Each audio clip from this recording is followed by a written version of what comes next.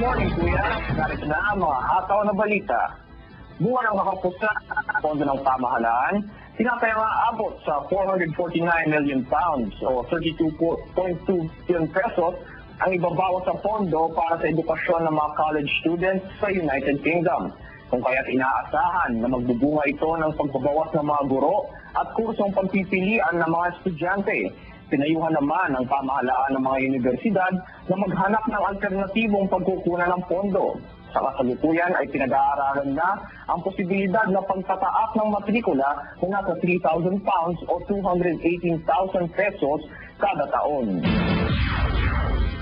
Pansamantalang sinuspindi ng gobyerno ng United Kingdom ang pagbibigay ng student visa para sa mga aplikanteng galing ng mga bansang India, Nepal at Bangladesh. Ito'y dahil sa paglobo ng bilang ng mga aplikante na nais na makapasok ng bansa. Dahilan din daw ito ng tumataas na bilang ng illegal immigrants. Tiniyak naman ng mga opisyal ng UK Border Agency na maglalabas sila ng desisyon sa lalong madaling panahon upang hindi maantala ang mga lehitimong estudyante.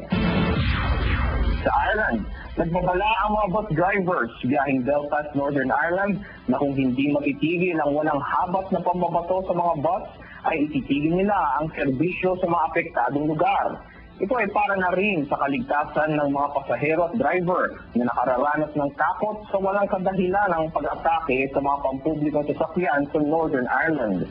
Kamakailan ay sugatan ng mga pasahero na karamihan ay mga bata dahil sa pambabato sa mga bus o bus na bumabiyahe sa nasabing ruta.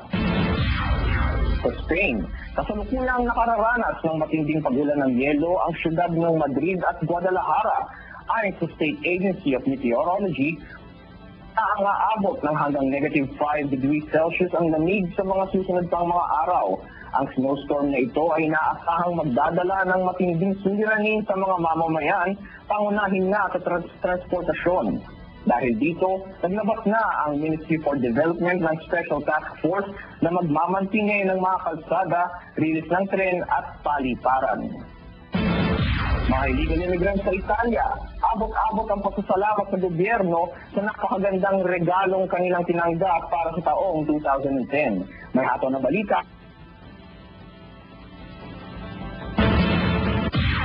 Upang ipatupad ng gobyerno ng Italia ang pagbibigay ng amnestia sa illegal immigrants, agad na kumilos sa mga Pinoy upang asikasuhin ang mga dokumentong kailangan sa magandang oportunidad na ibinigay ng pamahalaan. Magandang oportunidad na ibinigay ng pamahalaan ng Italia na nagbagsak sila ng amnestia para sa mga kababayan natin na hindi pa regular dito sa Italia.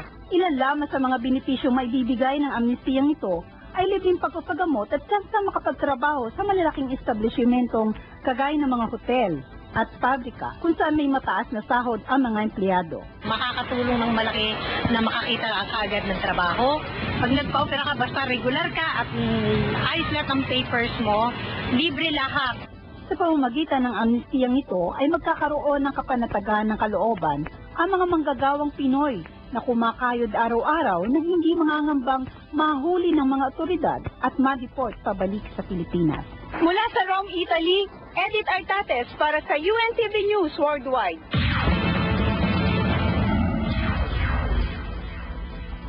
Disiplina at teknolohiya, sikreto ng mga Dutch sa walang kahirap-hirap na pagmamantine ng kalinisan. May hataw na balita si Cynthia Peruel.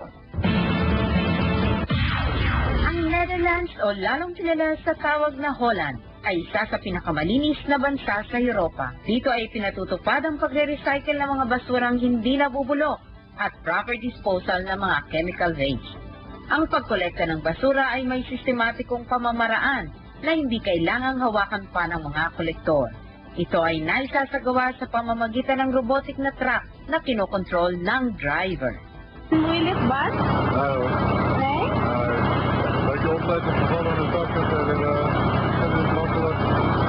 Kung kaya't mabilis at walang abala ang pagpapanatiling malinis ng kapaligiran. Mula sa Netherlands, Cynthia Teruel para sa Hataw Balitaan ng UNTV News